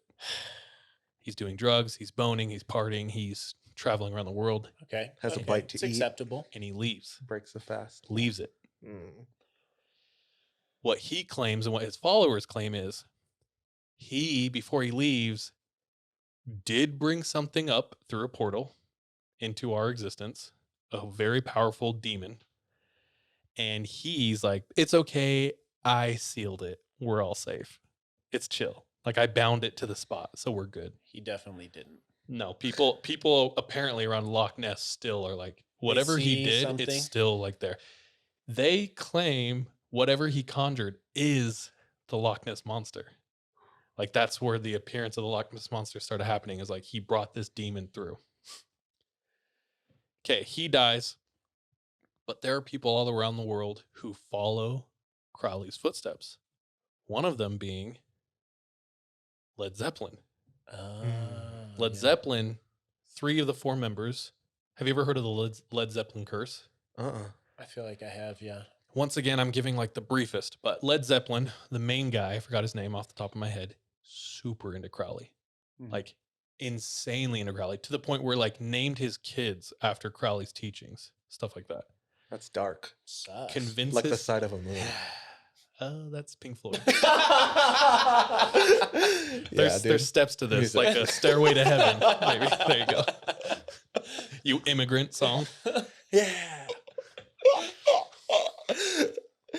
Anyway, he convinces 3 of the 4 band members to do this ritual to bring power and like command of demons. And from that time on, they like they put all these symbols in their art. They wear sigils on stage. In interviews, they're like, "What does that stand for?" And one dude like does not talk about it, because if you talk about it, you lose that power and you potentially That's like die. true. First rule. Anyway, they buy the house on Scotland and they live there for a certain amount of time and they do things there. It goes deep, dude. Bro. But anyway, the ritual you were talking about, the very specific incantation to bring about Jinn, is like almost word for word like what Crowley and his followers do Wow. to bring about. And it's like the same way you enter into covenants or deals with the devil in other religious books. Bro. Mm. Anyway, that was a long, weird ramble, but it just like a lot of what I've been studying lately kind of ties into things you shared. In the book. Based, dude. Yeah, wild. Based. Okay, hopefully that was at all valuable. I apologize if I that think was all so. over the place. Real quick, the last thing, and I'll share it next time I do talk about this. He trapped. So more on that house in Scotland. People who went in afterward said like there was things painted on the floor, painted on the ceiling, like obvious ritualistic things were happening. Right. And they've tried to clean it, they've painted over it, and it just comes through. It comes back always. And Crowley said he trapped that thing in the center of his house. Right. Many years after, I think it's while Led Zeppelin owned it. Like a reporter or a journalist was staying at the house and had terrifying experiences. And realized only after that he was staying in the center room of the house. Oh, why the hell would you do that? There's a recording of him telling the He story. probably didn't know at the time. No, he had no idea. He was like, Yeah. dude. And they were like, oh. Okay. But It's because there's a recording of him telling the story I'm going to play for you guys. Oh, shoot. It's creepy to like hear him Okay. talk about it. tight. Okay. That's me. I had another story. Whatever. We'll hear it next week. Thank you. All right, guys. Shout out the well of hell, the Beirut well. Well, hell. Dude, I was in a place last week too. Like, kid you not, I listened to like Dance with the Devil like 5 times in a row. I was like, bro, this Dude, is just so that's something heavy, dog. I'm going to bring up Dance with the Devil. I'm going to bring up Memphis rap. Have you looked into Memphis rap? But Memphis just recently passed St. Louis as the most crime like city in the United States. There's a ton of Memphis death rap, and it's where they murder someone and record it, and they distort it and put it in the rap, and they believe it gives them like dark demonic powers. So there's a ton of Memphis rap that supposedly has people dying in the background. Oh, But it's like shit. they knowingly do that because they think it like gives them, yeah, and they're trying to like get more power from the devil. well, It goes Bad. dark, dude. It's weird. There's a lot of weird stuff. Rituals. Who's from Memphis? What rappers? Well, 3-6 Mafia? bro. 3-6 Mafia. Mafia. Yeah. There's some shit, bro. Killer Mike? bro, Nah, I he from got Atlanta. a lot of family that live out in that area. Memphis, Nashville, Arkansas. There's a blues musician who like widely known was dog shit. Came back and was like Came back from what? like being away for a Hiatus? while and was like, I sold my soul to the devil, and all of a sudden he Dude, was I've heard that. the shit. It was like Robert Johnson or something like that. Anyway, that's me, Sean. All right. Stop mocking my boy, dog. That's so rude. All night tonight. Ever since he said sarcastic laugh, I can't not see it. I'm sorry. All right. First of all, we're staying in Scotland for my story. Everything's connected. Second of all, I want you to think of the scariest thing that could possibly happen to you. And I want you to make it scarier by thinking of that happening to a loved one instead. Oh, it was getting my dick hole smashed. Scariest thing to me is like being thrown into a loony bin and then like being gaslit into that you're crazy Okay. and now- not being able to get out. okay. Oh, that's freaking. That is I don't like kinda that. Shutter scary. Island. Yeah. Oh, frick. I see. Now I want you to think about the scariest thing that could possibly happen to your dog. No, my puppy. I don't want this. I'm out. What's wrong with you, bro? I'll pay you $2 to not tell this To story. not tell the story. Well, I told y'all earlier in the text that this one's going to stay with you for the rest of your lives. Oh my gosh. Okay. If you can't handle this, we'll see you next week. Love you all. So in Scotland, in a place called Darbunton, Scotland, there's a bridge with a mystery that's led to the death I've heard this. of everyone's dogs.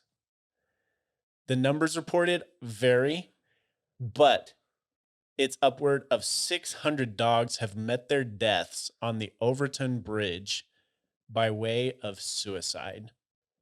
So in 1859, the area around the Overton Bridge was acquired by a guy whose name was James White. Okay, I'm sorry. First of all, that sounds like 600 irresponsible dog owners. Okay, Leash this your whole dog. thing, this Dude, whole it's thing Scotland. could have the easiest answer in the world. Okay, let's hear it. Hold on. Wait. Let's just Okay, build I'll tell you the background and then easiest tell us. answer in the world once I'm done telling Yeah, you. yeah.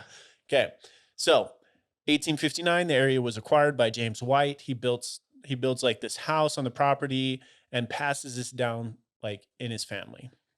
So by 1884, John White, had inherited the house and a problem. They had to go all the way around this deep ravine to get to the town on the other side. So John's like, problem solved, let's build a bridge. So he contracts someone to come and build a bridge from the house over this ravine, which is going to save them a ton of time getting to the town. The bridge is finally completed in 1895. Huh. And since that time, when the bridge was completed, it's become a popular place for locals and tourists as a scenic bridge. I actually have pictures, which we'll also throw up on our Instagram. So this is the Oh. bridge. Dope. Looks It's like it looks pretty cool. Beauty and the Beast type shit. Yeah. So tourists, dog walkers, everyone is checking this out. And it's kind of cool too, because it's pretty scenic. At parts of it, like the greenery is coming up almost to the top of the bridge at some points, right there. Now, since that time as well, it's become a popular place for dog walkers. And many walkers have claimed seeing dogs seemingly possessed jumping off the bridge to their deaths on the rocks below. Some people even claim that they've seen dogs climbing up the walls shortly before making the jump to their death. Stranger still, there have been reports of dogs that have survived jumping and jump again. So what the hell is going on? People need to stop walking their dogs. That's the simple answer here. That's the least they can do. So someone told the dogs all dogs go to heaven, and they're like, yee, let's go. 6 years ago, one of the most recent reports of this. It's still going on? It's still going on. A Recent. woman named Lottie McKinnon was walking her border collie, Lottie. Bonnie, across the bridge. Lottie and Lonnie. Yeah, Lottie and Lottie. Bonnie, actually, but still. This wasn't something new. Like, they had walked on the bridge before. Sure. This time was different. They get to the edge of the bridge, and she says that Bonnie all of a sudden changed. Like, she stopped. Like, almost like she was, like, tracking something. She stops right at the edge of the bridge and then runs onto the bridge and jumps right over the parapet. Fortunately, Bonnie was one of those dogs that survived. Oh, shit. And I don't know if this is the case, but if I'm Lottie, I'm never taking Bonnie to that bridge again. 11 years ago, there was a couple taking their Labrador, Sophie, for a walk, Sophie. allegedly on leash. Once they get to the bridge, Sophie reacts so quickly and jumps out of her owner's, like yanks out of the owner's hand and jumps over. And as far as I know, did not make it. Dude, it's like Call of the Void for doggies. It kind of is. So this is such a serious problem that the Scottish Society for the Prevention of Cruelty to Animals sent investigators, and they were even stumped by the Scotland results. Yard couldn't do it. The Scotland Yard couldn't do it. There are several theories, though. The first, and this is the residents of Dumbarton are superstitious and believe that this phenomenon is paranormal. The local legend surrounding this is that the White Lady of Overton, believed to be the ghost of the ex-estate owner John White. She's a grieving widow, and the legend goes that she coaxes the dogs to jump off of this bridge. What a bitch. Some investigators suggest it's a little more normal. They suggest that the scent of animals within the ravine drive the dogs to rush after them. And because of their point of view, they don't see that they're jumping off of a bridge. They just are going towards the smell. Whether it is the White Lady of Overton or something more natural like the scent of animals below in the ravine, we'll never know. But what we do know is the easy answer is stop walking your dogs over the bridge. Dang, that's sad. And that's it. Very short story that's going to have lasting impacts. That's depressing. I feel like if it were just the smell, there would be more bridges with this same exact thing. You would think. So it's like, I don't know. That seems to. Okay, but let's try to argue. Let's argue for Dog both. or animals obviously have senses they tap into that And we self-preservation. Yeah. Sorry, what were you going to say? I'm just saying they obviously have senses that they're able to tap into that we can't as humans. Mm-hmm. Yeah. Their sense of smell is what, 100 times better than like a human. I have no idea. But So- their sense of sight is actually less than a human, Huh. allegedly. I don't know if this is scientifically accurate. That's just what I've determined from listening to several stories about this. Huh. So I don't know. Okay, let's say paranormal. Yeah, it's weird. It is weird. And if there is stories of like dogs jumping and then climbing up, crumpled and jumping again, it's like, okay, demolish the bridge. Yeah. Or put up a fence, Something. like the stuff they do over the freeway. Like Yeah. that still doesn't stop people either. I heard one theory was like maybe they saw like a bird below or something like Well, that. I think that goes along with the same kind of argument that they smell like an animal. But like I said, if that were the case, it would happen other places. it would. So it does seem odd. It is definitely abnormal for dogs to be jumping to their Just doggy killing death. himself. Yeah, what the hell? Bro, like I said, we were in Sedona this weekend and we did a lot of hikes with Lucy. Like all the hikes are dog friendly. So we did a lot with Lucy, my dog. She's dope. Shout out Lucy. No. You have a dog? Her name's Lucy. Golden Retriever. She's dope. Shout her out.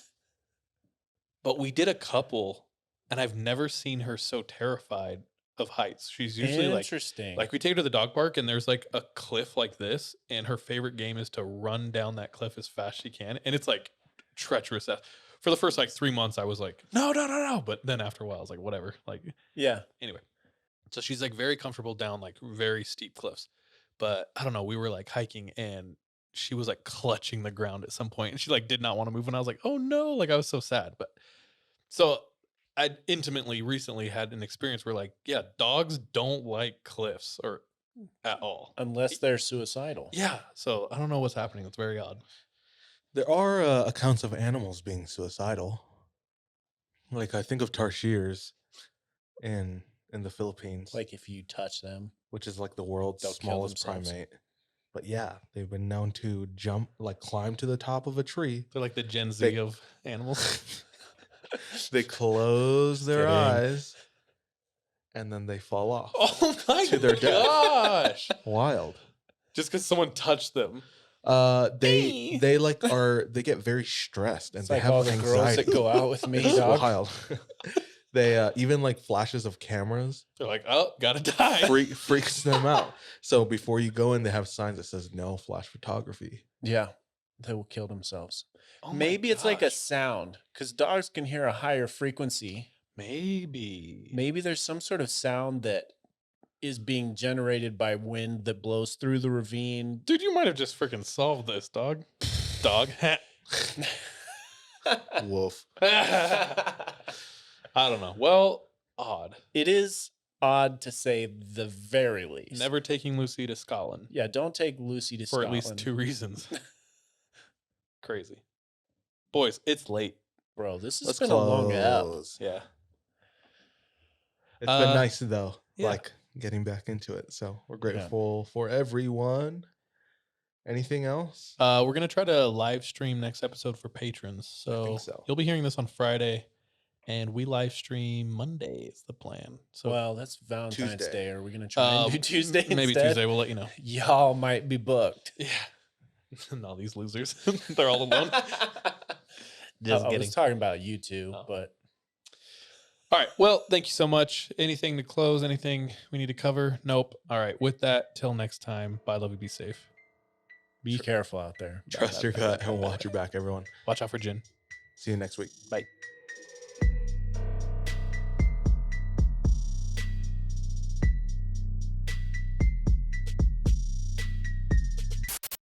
Hey, thank you so much for tuning into this episode of 3 a.m.